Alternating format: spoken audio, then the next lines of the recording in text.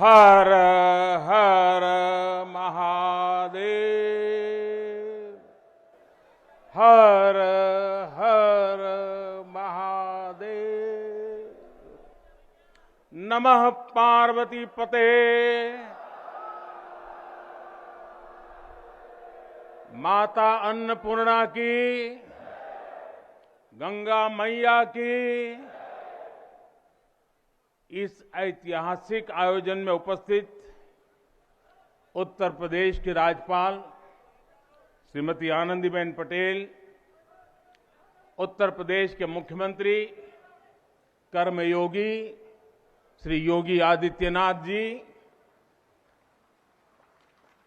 Bharatiya Janata party के राष्ट्रीय अध्यक्ष, हम सबके मार्गदर्शक श्रीमान जेपी नड्डा जी, उप मुख्यमंत्री भाई केशव प्रसाद मौर्य जी, दिनेश शर्मा जी, केंद्र में मंत्रिपरिषद के मेरे साथी महेंद्र नाथ पांडे जी, उत्तर प्रदेश भारतीय जनता पार्टी के अध्यक्ष स्वतंत्र देव सिंह जी, यहां के मंत्री श्रीमान नीलकंठ तिवारी जी, देश के हर कोने से आए हुए पूज्य संतगण और मेरे प्यारे काशीवासी,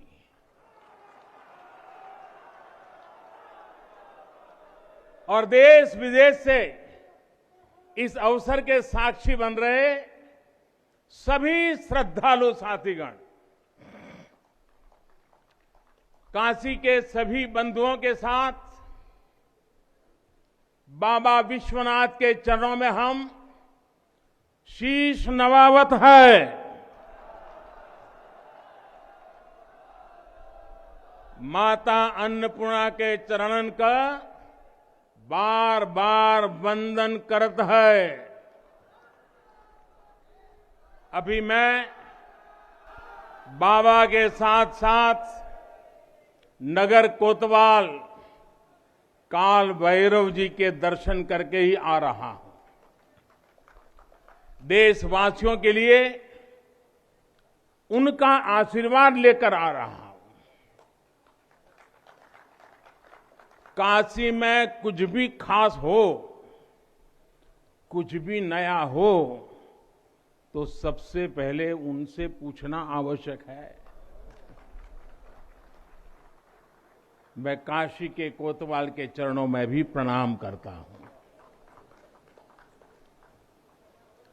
गंगा तरंग रमणीय जटा कलापम, गौरी निरंतर विभूषित वाम भागम, नारायण प्रिय मनंग मदापहारम, वाराणसी पुरपतिम भज विश्वनाथम।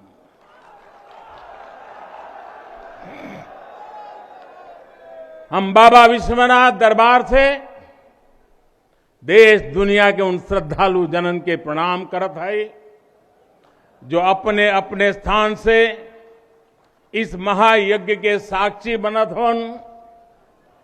हम आप सब काशीवासी लोगन के प्रणाम करत है जिनके सहयोग से इस शुभ घड़ी आयल है। हृदय गदगद है, मन आह्लादित है।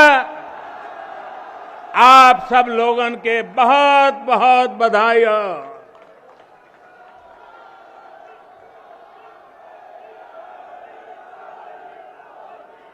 साथियों, हमारे पुराणों में कहा गया है कि जैसे ही कोई काशी में प्रवेश करता है, सारे बंधनों से मुक्त हो जाता है। भगवान विश्वेश्वर का आशीर्वाद, एक अलौकिक ऊर्जा यहां आते ही हमारे अंतर आत्मा को जागृत कर देती है। और आज तो इस चीर चैतन्य काशी की चेतना में एक अलग ही स्पंदन है। आज आदि काशी की अलौकिकता में एक अलग ही आभा है। आज शाश्वत बनारस के संकल्पों में एक अलग ही सामर्थ्य दिख रहा है। हमने शास्त्रों में सुना है, जब भी कोई पुण्य अवसर होता है तो सारे तीर्थ, सारी देवीय शक्तियां बनारस में बाबा के पास उपस्थित हो जाती है। कुछ वैसा ही अनुभव आज मुझे बाबा के दरबार में आकर हो रहा है। ऐसा लग रहा है कि हमारा पूरा चेतन ब्रह्मांड इससे जुड़ा हुआ है। वैसे तो अपनी माया का विस्तार बाबा ही जाने, लेकिन जहां तक हमारी मानवीय दृष्टि जाती है, विश्वनाथ धाम के इस पवित्र आयोजन के इसे समय पर इस समय पूरा विश्व जुड़ा हुआ है। साथियों, आज भगवान शिव का प्रिय दिन सोमवार है। आज विक्रम संवत 2078 मार्गशीर्ष शुक्ल पक्ष दशमी तिथि एक नया इतिहास रच रही है।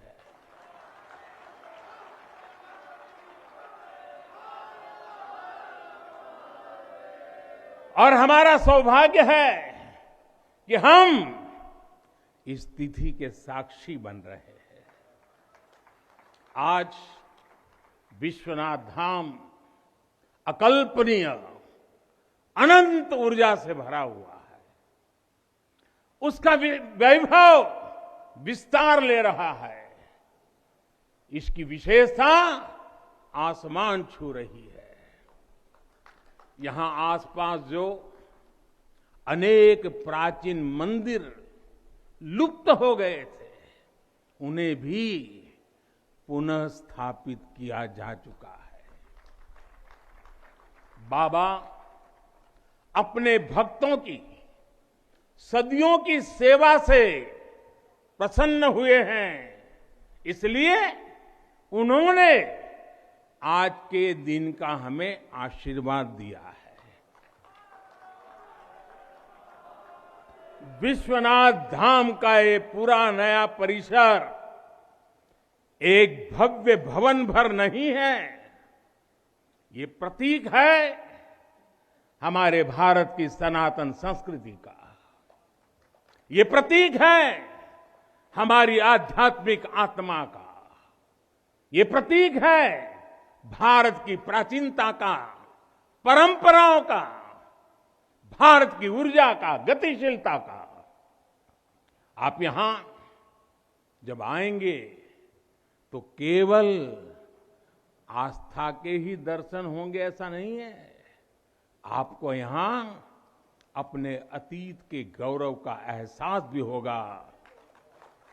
कैसे प्राचीनता और नवीनता एक साथ सजीव हो रही है, कैसे पुरातन की प्रेरणाएं भविष्य को दिशा दे रही हैं, इसके साक्षात दर्शन विश्वनाथ धाम परिसर में हम कर रहे हैं। साथियों, जो मां गंगा उत्तर वाहिनी होकर बाबा के पांव पखारने काशी आती है, वो मां गंगा भी आज बहुत प्रसन्न होगी। अब जब हम भगवान विश्वनाथ के चरणों में प्रणाम करेंगे, ध्यान लगाएंगे, तो मां गंगा को स्पर्श करती हुई हवा हमें स्नेह देगी, हमें आशीर्वाद देगी। और जब मां गंगा उन्मुक्त होगी, प्रसन्न होगी, तो बाबा के ध्यान में हम गंग तरंगों की कलकल का दैवीय अनुभव भी कर सकेंगे।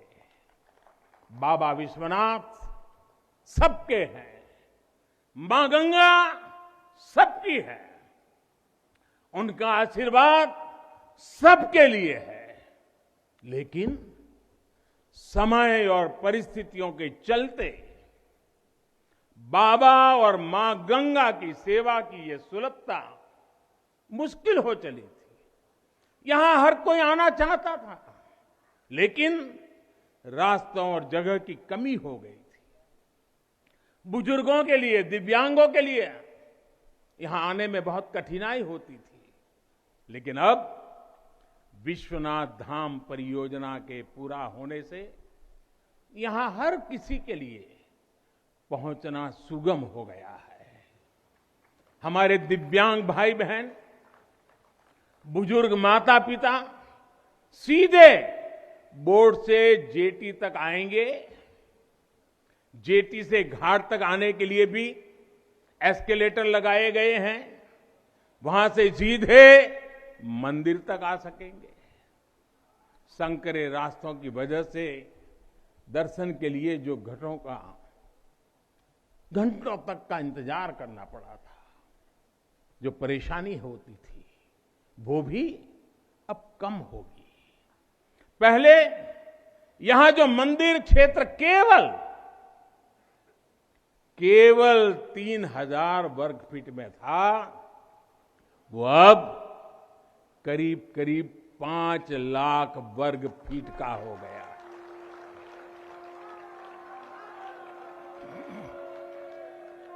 अब मंदिर और मंदिर परिसर में 50, 60, 70 हजार श्रद्धालु आ सकते हैं।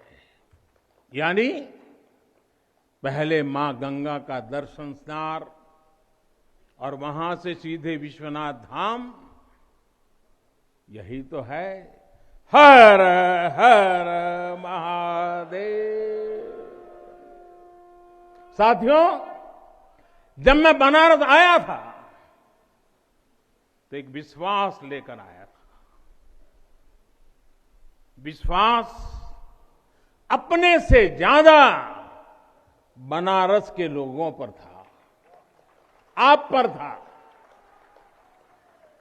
आज हिसाब किताब का समय नहीं है, लेकिन मुझे याद है तब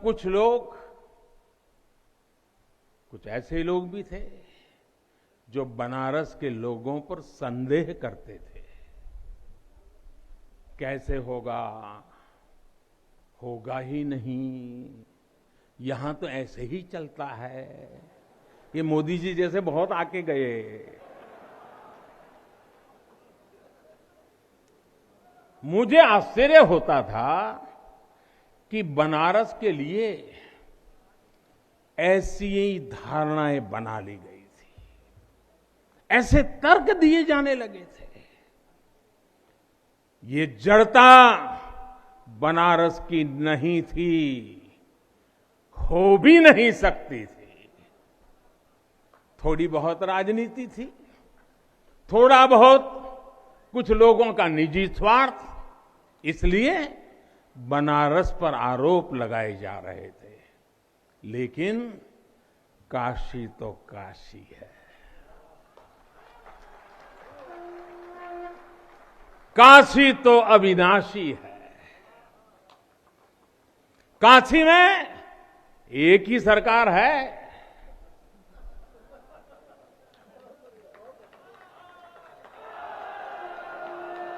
जिनके हाथों में डमरू है, उनकी सरकार है। जहां गंगा अपनी धारा बदलकर बहती हो, उस काशी को भला कौन रोक सकता है। काशी खंड में भगवान शंकर ने खुद कहा है, विना मम प्रसादम वै कह काशी प्रति प्रद्युत्ते। अर्थात बिना मेरी प्रसन्नता के काशी में कौन आ सकता है, कौन इसका सेवन कर सकता है। काशी में महादेव की इच्छा के बिना न कोई आता है और न यहां उनकी इच्छा के बिना कुछ होता है। यहां जो कुछ होता है महादेव की इच्छा से होता है। ये जो कुछ भी हुआ है महादेव ने ही किया है।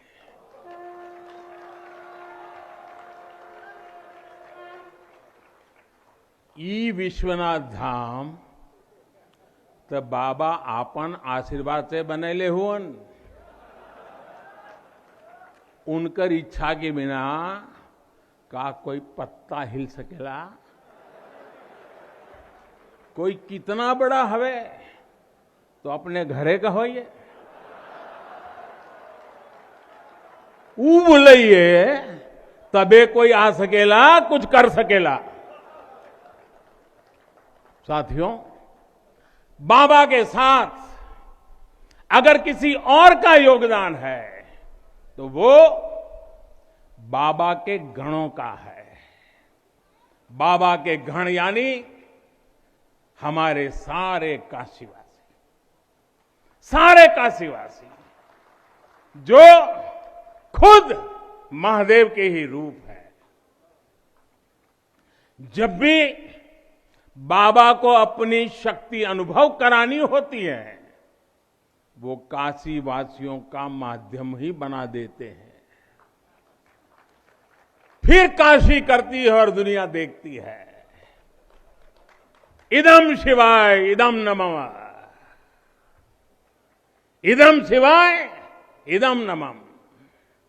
भाई और बहनों, मैं आज अपने हर उस श्रमिक भाई बहनों का भी आभार व्यक्त करना चाहता हूं जिसका पसीना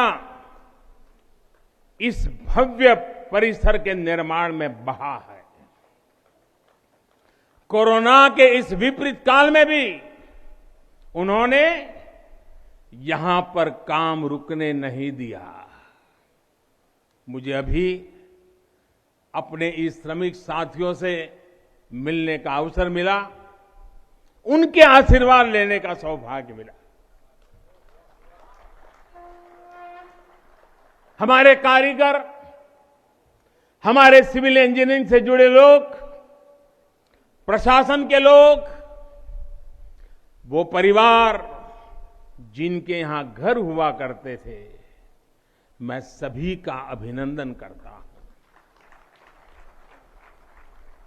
और इन सबके साथ मैं यूपी सरकार, हमारे कर्मयोगी मुख्यमंत्री योगी आदित्यनाथ जी का भी और उनकी पूरी टीम का भी अभिनंदन करता हूं जिन्होंने काशी विश्वनाथ धाम परियोजना को पूरा करने के लिए दिन रात एक कर दिया।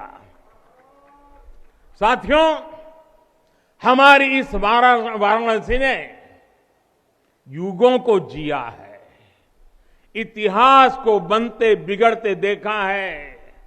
कितने ही कालखंड आए गए, कितनी ही सल्तनतें उठी और मिट्टी में मिल गई, फिर भी बनारस बना हुआ है। बनारस अपना रस बिखेर रहा है। बाबा का ये धाम शाश्वत ही नहीं रहा है, इसके सौंदर्य ने भी हमेशा संसार को आश्चर्यचकित और आकर्षित किया है। हमारे पुराणों में प्राकृतिक आभा से घिरी काशी के ऐसे ही दिव्य स्वरूप का वर्णन किया गया है। अगर हम ग्रंथों को देखेंगे, शास्त्रों को देखेंगे, इतिहासकारों ने भी वृक्षों, सरोवरों, तालाबों से घिरी काशी के अद्भुत स्वरूप का बखान किया है। लेकिन समय कभी एक जैसा नहीं रहता। आतताइयों ने इस नगरी पर आक्रमण किए, इसे ध्वस्त करने के प्रयास किए।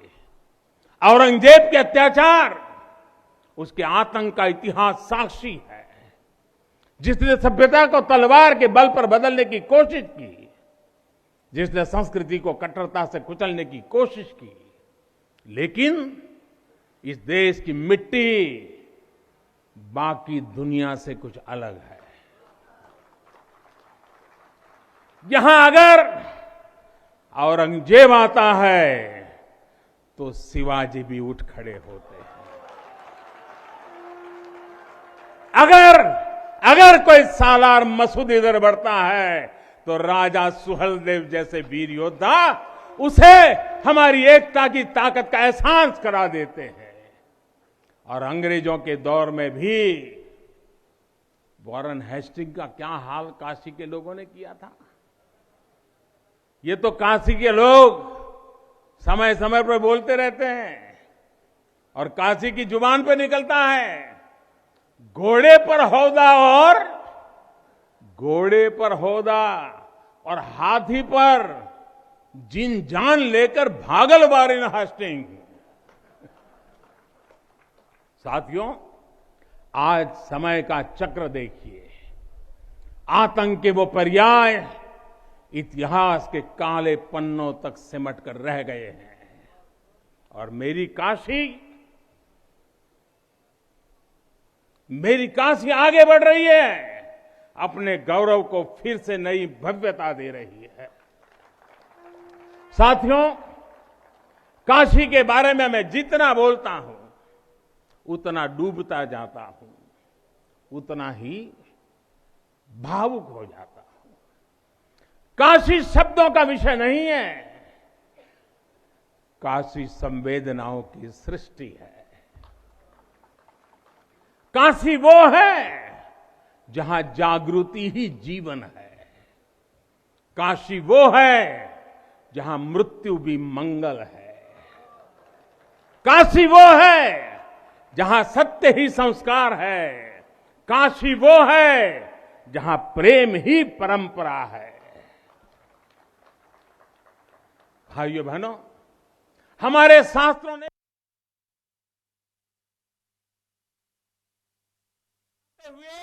आखिर में क्या कहा? नेति नेति ही कहा है।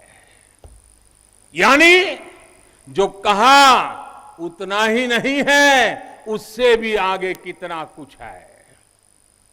हमारे शास्त्रों ने कहा है, शिवम ज्ञायन इति ब्रूयो, शिवः शब्दार्थ चिंतका, अर्थात शिव शब्द का चिंतन करने वाले लोग शिव को ही ज्ञान कहते हैं। इसलिए ये काशी शिवमयी है, ये काशी ज्ञानमयी है। और इसलिए ज्ञान, शोध, अनुसंधान ये काशी और भारत के लिए स्वाभाविक निष्ठा रहे हैं।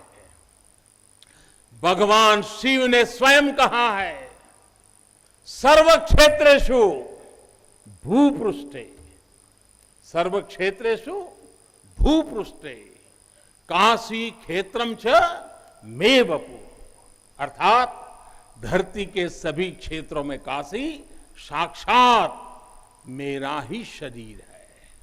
इसलिए यहां का पत्थर, यहां का हर पत्थर शंकर है। इसलिए हम अपनी काशी को सजीव मानते हैं और इसी भाव से हमें अपने देश के कण कण में मातृभाव का बोध होता है। हमारे शास्त्रों का वाक्य है, दृश्यते स्वर्ग सर्वे है, काश्यम विश्वेश्वर तथा, यानी काशी में सर्वत्र हर जीव में भगवान विश्वेश्वर के ही दर्शन होते हैं। इसलिए काशी जीवत्व को सीधे शिवत्व से जोड़ती है। हमारे ऋषियों ने भी कहा है, विश्वेश्वरम शरणम समय बुद्धि प्रदास्यति, अर्थात भगवान विश्वेश्वर की शरण में आने पर समबुद्धि व्याप्त हो जाती है। बनारस वो नगर है जहां से जगत गुरु शंकराचार्य को श्री डोम राजा की पवित्रता से प्रेरणा मिली। उन्होंने देश को एकता के सूत्र में बांधने का संकल्प लिया। ये वो जगह है जहां भगवान शंकर की प्रेरणा से गोस्वामी तुलसीदास जी ने रामचरितमानस जैसी अलौकिक रचना की। यहीं की धरती सारनाथ में भगवान बुद्ध का बोध संसार के लिए प्रकट हुआ। समाज सुधार के लिए कबीरदास जैसे मनीषी यहां प्रकट हुए। समाज को जोड़ने की जरूरत थी तो संत रविदास जी की भक्ति की शक्ति का केंद्र भी ये काशी बनी। ये काशी अहिंसा और तप की प्रतिमूर्ति 4 जैन तीर्थंकरों की धरती है। राजा हरिश्चंद्र की सत्य निष्ठा से लेकर वल्लभाचार्य और रामानंद जी के ज्ञान तक, चैतन्य महाप्रभु और समर्थ गुरु रामदास के से लेकर स्वामी विवेकानंद और मदन मोहन मालवीय तक कितने ही ऋषियों और आचार्यों का संबंध काशी की पवित्र धरती से रहा है। छत्रपति शिवाजी महाराज ने यहां प्रेरणा पाई। रानी लक्ष्मीबाई से लेकर चंद्रशेखर आजाद तक कितने ही सेनानियों की कर्मभूमि जन्मभूमि काशी रही है। भारतेंदु हरिश्चंद्र, जयशंकर प्रसाद, मुंशी प्रेमचंद, पंडित रविशंकर और बिस्मिल्लाह खान जैसी प्रतिभाएं इस स्मरण को कहां तक लेते जाए, कितना कहते जाए, भंडार भरा पड़ा है। जिस तरह काशी अनंत है वैसे ही काशी का योगदान भी अनंत है। काशी के विकास में इन अनंत पुण्य आत्माओं की ऊर्जा शामिल है। इस विकास में भारत की अनंत परंपराओं की विरासत शामिल है। इसलिए हर मत मतांतर के लोग, हर भाषा वर्ग के लोग यहां आते हैं तो यहां से अपना जुड़ाव महसूस करते हैं। साथियों, काशी हमारे भारत की सांस्कृतिक, आध्यात्मिक, राजधानी तो है ही, ये भारत की आत्मा का एक जीवंत अवतार भी है। आप देखिए, पूरब और उत्तर को जोड़ती हुई यूपी में बसी ये काशी, यहां विश्वनाथ मंदिर को तोड़ा गया तो मंदिर का पुनर्निर्माण माता अहल्याबाई होलकर ने करवाया।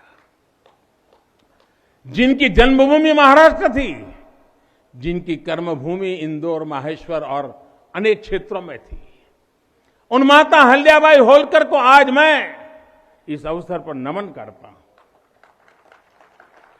200-250 साल पहले उन्होंने काशी के लिए इतना कुछ किया था, तब के बाद काशी के लिए इतना काम अब हुआ है। साथियों, बाबा विश्वनाथ मंदिर की आभा बढ़ाने के लिए पंजाब से महाराजा रणजीत सिंह ने 23 मण सोना चढ़ाया था। इसके शिखर पर सोना मढ़वाया था। पंजाब से पूज्य गुरु नानक देव जी भी काशी आए थे, यहां सत्संग किया था। दूसरे सिख गुरुओं का भी काशी से विशेष रिश्ता रहा था। पंजाब के लोगों ने काशी के पुनर्निर्माण के लिए दिल खोलकर दान दिया था। पूरब में बंगाल की रानी भवानी ने बनारस के विकास के लिए अपना सब कुछ अर्पण किया। मैसूर और दूसरे दक्षिण भारतीय राजाओं का भी बनारस के लिए बहुत बड़ा योगदान रहा है।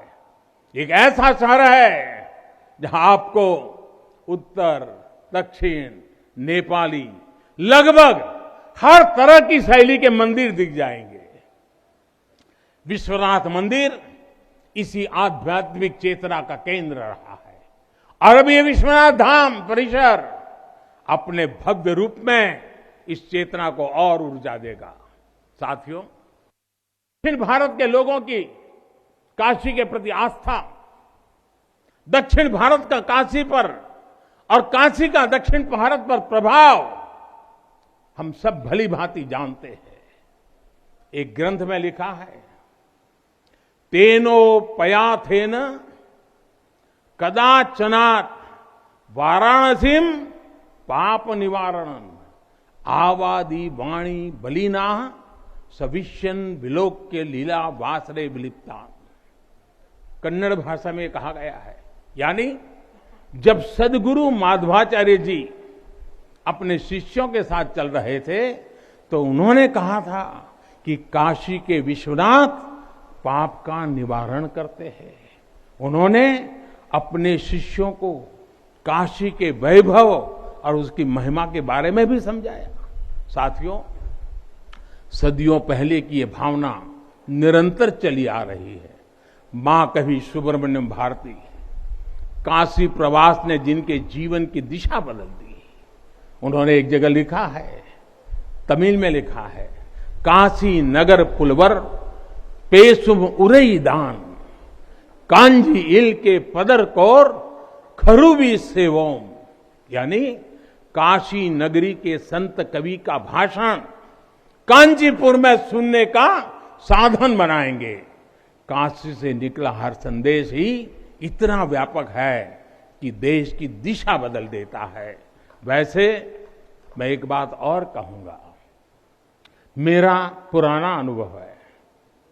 हमारे घाट पर रहने वाले, नाव चलाने वाले कई बनारसी साथी तो, और आपने भी कभी अनुभव किया होगा, तमिल, कन्नड़ा, तेलुगु, मलयालम इतनी फराटेदार तरीके से बोलते हैं कि लगता है कि कहीं केरला, तमिलनाडु या कर्नाटक तो नहीं आ गए। अब इतना बढ़िया बोलते हैं। साथियों, भारत की हजारों सालों की ऊर्जा ऐसे ही तो सुरक्षित रही है, संरक्षित रही है।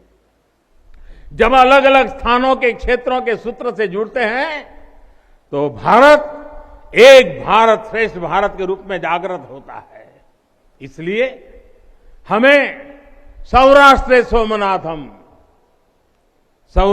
सोमनाथम से लेकर अयोध्या, मथुरा, माया, काशी, कांची, अवंतिका का हर दिन स्मरण करना सिखाया जाता है। हमारे यहां तो 12 ज्योतिर्लिंगों के स्मरण का ही फल बताया गया है। तस्य तस्य फल प्राप्ति ही भविष्यति न संशय।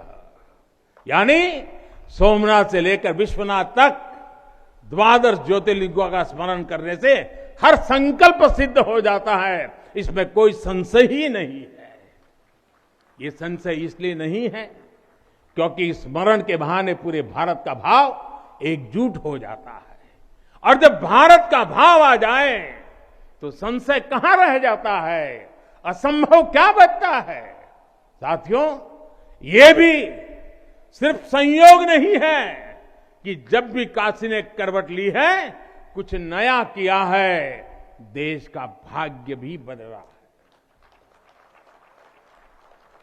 बीते 7 वर्षों से काशी में चल रहा विकास का महायज्ञ आज एक नई ऊर्जा को प्राप्त कर रहा है।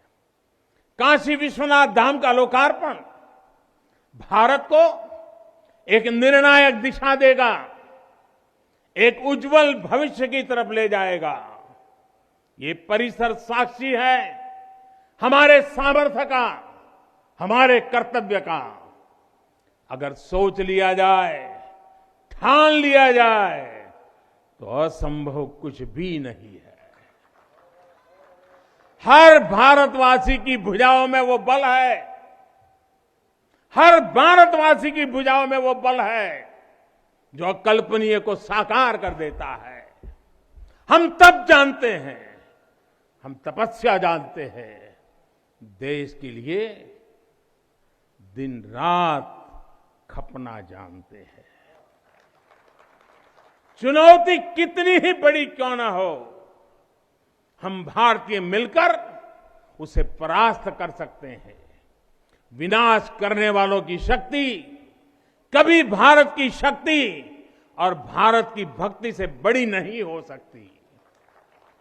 याद रखिए, जैसी दृष्टि से हम खुद को देखेंगे, वैसी ही दृष्टि से विश्व भी हमें देखेगा। मुझे खुशी है कि सदियों की गुलामी ने हम पर जो प्रभाव डाला था, जिस हिंद भावना से भारत को भर दिया गया था, अब आज का भारत उससे बाहर निकल रहा है। आज का भारत सिर्फ सोमनाथ मंदिर का सौंदर्यीकरण ही नहीं करता, बल्कि समंदर में हजारों किलोमीटर ऑप्टिकल फाइबर भी बिछा रहा है। आज का भारत सिर्फ बाबा केदारनाथ मंदिर का जीर्णोद्धार ही नहीं कर रहा, बल्कि अपने दमखम पर अंतरिक्ष में भारतीयों को भेजने की तैयारी में जुटा है। आज का भारत सिर्फ अयोध्या में प्रभु श्री राम का मंदिर ही नहीं बना रहा, बल्कि देश के हर जिले में मेडिकल कॉलेज भी बना रहा है। आज का भारत सिर्फ बाबा विश्वनाथ धाम को भव्य रूप ही नहीं दे रहा, बल्कि गरीब के लिए करोड़ों पक्के घर भी बना रहा है। साथियों, नए भारत में अपनी संस्कृति का गर्व भी है और अपने सामर्थ्य पर उतना ही भरोसा भी है। नए भारत में विरासत भी है और विकास भी है। आप देखिए, अयोध्या से जनकपुर आना जाना आसान बनाने के लिए राम जन्म की मार्ग का निर्माण हो रहा है। आज भगवान राम से जुड़े स्थानों को रामायण सर्किट से जोड़ा जा रहा है और साथ ही रामायण ट्रेन चलाई जा रही है। बुद्ध सर्किट पर ही काम हो रहा है, तो साथ ही कुशीनगर में इंटरनेशनल एयरपोर्ट भी बनाया गया है। करतारपुर साहिब कॉरिडोर का निर्माण किया गया है, तो वहीं हेमकुंड साहिब जी के दर्शन आसान बनाने के लिए रॉपवे बनाने की भी तैयारी है। उत्तराखंड में 4 धाम सड़क महापरियोजना पर भी तेजी से काम जारी है। भगवान विट्ठल के करोड़ों भक्तों के आशीर्वाद से श्री संत ज्ञानेश्वर महाराज पालकी मार्ग और संत तुकाराम महाराज पालकी मार्ग का भी काम अभी कुछ हफ्ते पहले शुरू हो चुका है। साथियों, केरला में गुरुवायूर मंदिर हो या तमिलनाडु में कांचीपुरम वेलंकानी, तेलंगाना का जोगलांबा देवी मंदिर हो या फिर बंगाल का बेलूर मठ, गुजरात में द्वारका जी हो या फिर अरुणाचल प्रदेश का परशुराम कुंड, देश के अलग अलग राज्यों में हमारी आस्था और संस्कृति से जुड़े ऐसे अनेकों पवित्र स्थानों पर पूरे भक्ति भाव से काम किया गया है, काम चल रहा है। भाइयों और बहनों, आज का भारत अपनी खोई हुई विरासत को फिर से संजो रहा है। यहां काशी में तो माता अन्नपूर्णा खुद विराजती है। मुझे खुशी है कि काशी से चुराई गई मां अन्नपूर्णा की प्रतिमा 1 शताब्दी के इंतजार के बाद, 100 साल के बाद अब फिर से काशी में स्थापित की जा चुकी है। माता अन्नपूर्णा की कृपा से कोरोना के कठिन समय में देश ने अपने अन्न भंडार खोल दिए। कोई गरीब भूखा न सोए, इसका ध्यान रखा, मुफ्त राशन का इंतजाम किया। साथियों, जब भी हम भगवान के दर्शन करते हैं, मंदिर आते हैं, कई बार ईश्वर से कुछ मांगते हैं, कुछ संकल्प लेकर भी जाते हैं। मेरे लिए तो जनता जनार्दन ईश्वर का रूप है। मेरे लिए हर भारतवासी ईश्वर का ही अंश है। जैसे सब लोग भगवान के पास जाकर के मांगते हैं, जब मैं आपको भगवान मानता हूं, जनता जनार्दन को ईश्वर का रूप मानता हूं, तो मैं आज आपसे कुछ मांगना चाहता हूं। मैं आपसे कुछ मांगता हूं। मैं आपसे अपने लिए नहीं, हमारे देश के लिए 3 संकल्प चाहता हूं। भूल मत जाना, 3 संकल्प चाहता हूं और बाबा की पवित्र धरती से मांग रहा हूं। पहला स्वच्छता, दूसरा सृजन और तीसरा आत्मनिर्भर भारत के लिए निरंतर प्रयास।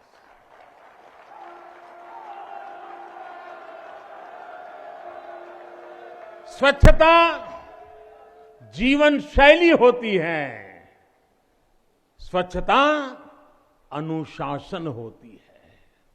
ये अपने साथ कर्तव्यों की एक बहुत बड़ी श्रृंखला लेकर आती है।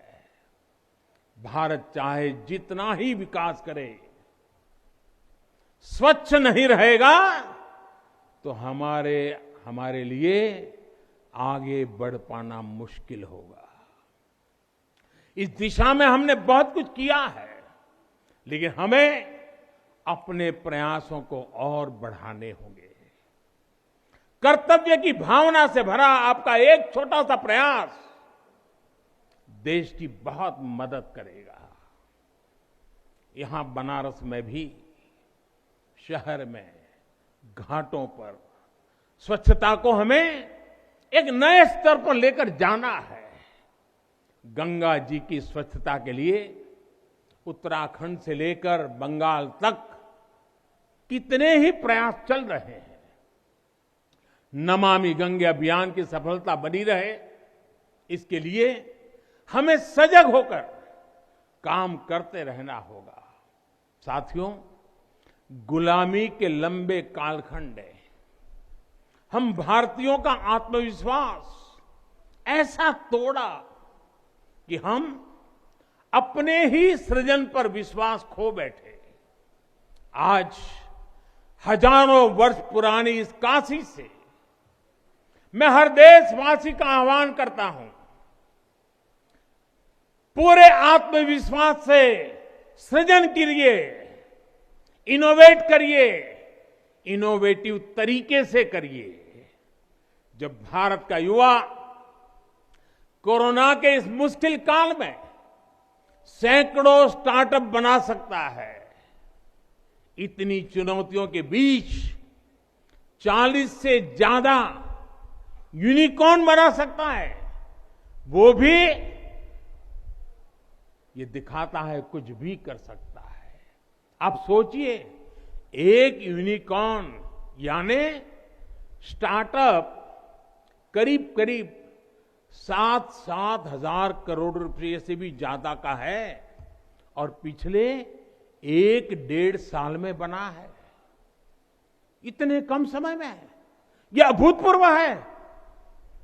हर भारतवासी जहां भी है, जिस भी क्षेत्र में है, देश के लिए कुछ नया करने का प्रयास करेगा, तभी नए मार्ग मिलेंगे, नए मार्ग बनेंगे और हर नई मंजिल पाकर रहेंगे।